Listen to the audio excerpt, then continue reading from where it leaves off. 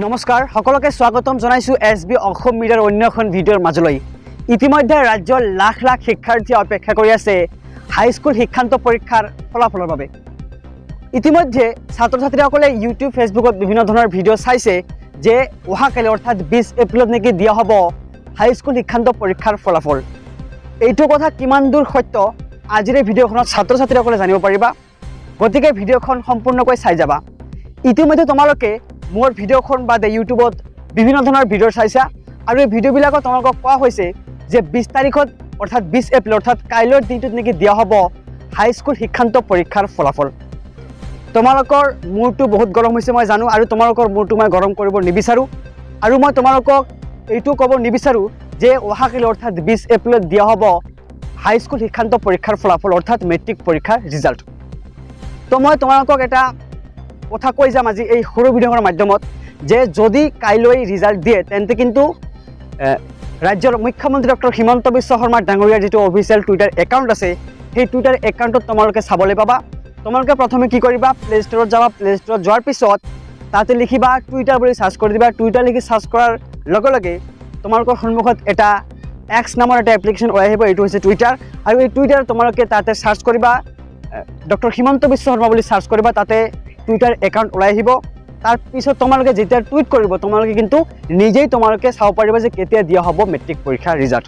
তোমালোকে ইউটিউব ফেচবুকত বিভিন্ন ধৰণৰ ভিডিঅ'বোৰ চাই বিভ্ৰান্ত হৈছা যে আচলতে আজি ঘোষণা কৰাৰ কথা আছিল মেট্ৰিক পৰীক্ষাৰ ফলাফল, কিয়নো আজি হৈছে 19 তাৰিখ। আজি এটা প্ৰথম পৰ্যায়ৰ নিৰ্বাচন অনুষ্ঠিত হৈছে ৰাজ্যৰ বিভিন্ন প্ৰান্তত, আৰু কিন্তু আজি কিন্তু দিয়া নহ'ল মেট্ৰিক পৰীক্ষাৰ ৰিজাল্ট।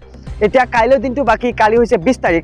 যদি 20 তাৰিখত ৰিজাল্ট নিদিয়ে তেন্তে কিন্তু 21 তাৰিখত ৰিজাল্ট দিব বুলি কোনো ধৰণৰ এতিয়ালৈকে নটিফিকেশ্যন ওলোৱা নাই, বা ৰাজ্যৰ শিক্ষামন্ত্ৰী হওক বা ৰাজ্যৰ মুখ্যমন্ত্ৰী ডক্টৰ হিমন্ত বিশ্ব শৰ্মা ডাঙৰীয়াই হওক কোনো ধৰক সংবাদ মেল বা কোনো ধৰণৰ টুইট কিন্তু ইয়াতে কৰা নাই।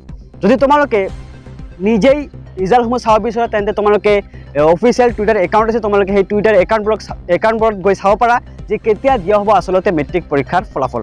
তো তোমালোকে বিভ্ৰান্ত নহৈ প্ৰথমে তোমালোকে টুইটাৰটো ফ'ল' কৰিবা। তাৰপিছতে মই তোমালোকক এটা কথা কৈ যাওঁ যে তোমালোকে যদি গুগলত গৈ চাৰ্চ কৰা যে সেবা ৰিজাল্ট 2024 তোমালোকৰ সন্মুখত কিন্তু এটা পেজ ওলাই পৰিব। মই তোমালোকক দেখুৱাইছোঁ স্ক্ৰীণত, এইটো চাওক।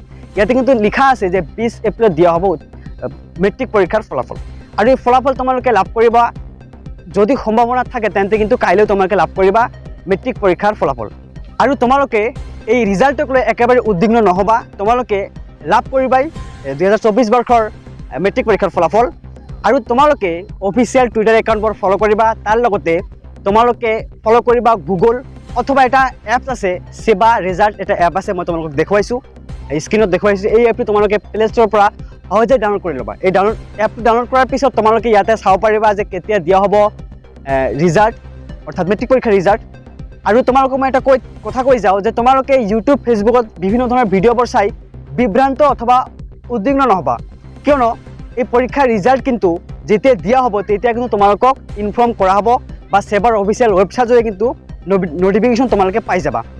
আৰু শেষত তোমালোকক মই এটা কথা ক'ব বিচাৰোঁ যে যেতিয়া মেট্ৰিক পৰীক্ষাৰ ফলাফল প্ৰকাশ পাব তেতিয়া তোমালোকে কেইবাটাও ৱেবছাইট যোগে তোমালোকে কিন্তু ৰিজাল্টসমূহ লাভ কৰিবা। তো এতিয়া তোমালোকক মই দেখুৱাইছোঁ যে কোন এই ৱেবছাইটকেইটা, যে ৱেবছাইটকেইটা তোমালোকে লাভ কৰিবা 2024 বৰ্ষৰ হাইস্কুল শিক্ষান্ত পৰীক্ষাৰ ফলাফল অৰ্থাৎ মেট্ৰিক পৰীক্ষাৰ ৰিজাল্ট। আহক এতিয়া আমি এই ৱেবছাইটকেইটা চাই লওঁ। তোমালোকে এতিয়া চাব পাৰিছা যে ইয়াতে 10টা ৱেবছাইট দিয়া আছে, আৰু এই ৱেবছাইটসমূহৰ জৰিয়তে কিন্তু তোমালোকে লাভ কৰিবা মেট্ৰিক পৰীক্ষাৰ ফলাফল। প্ৰথমে দিয়া আছে sebaonline.org, দ্বিতীয় নম্বৰ দিয়া আছে resultsasam.nic.in। এই 10টা ৱেবছাইটৰ জৰিয়তে কিন্তু কাইলৈ অৰ্থাৎ যিদিনা প্ৰকাশ পাব মেট্ৰিক পৰীক্ষাৰ ফলাফল তোমালোকে এই ৱেবছাইটসমূহৰ জৰিয়তে লাভ কৰিবা ফলাফল।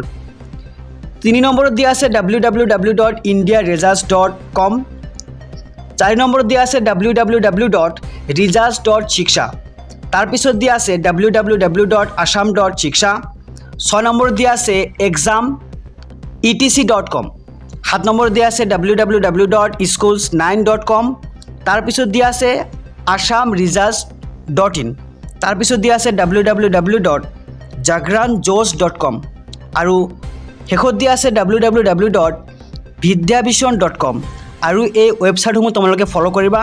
যেতিয়া প্ৰকাশ পাব হাইস্কুল শিক্ষান্ত পৰীক্ষাৰ ফলাফল তোমালোকে এই ৱেবছাইটসমূহৰ জৰিয়তে কিন্তু লাভ কৰিবা তোমালোকৰ নিজৰ নিজৰ আংশিক ফলাফল।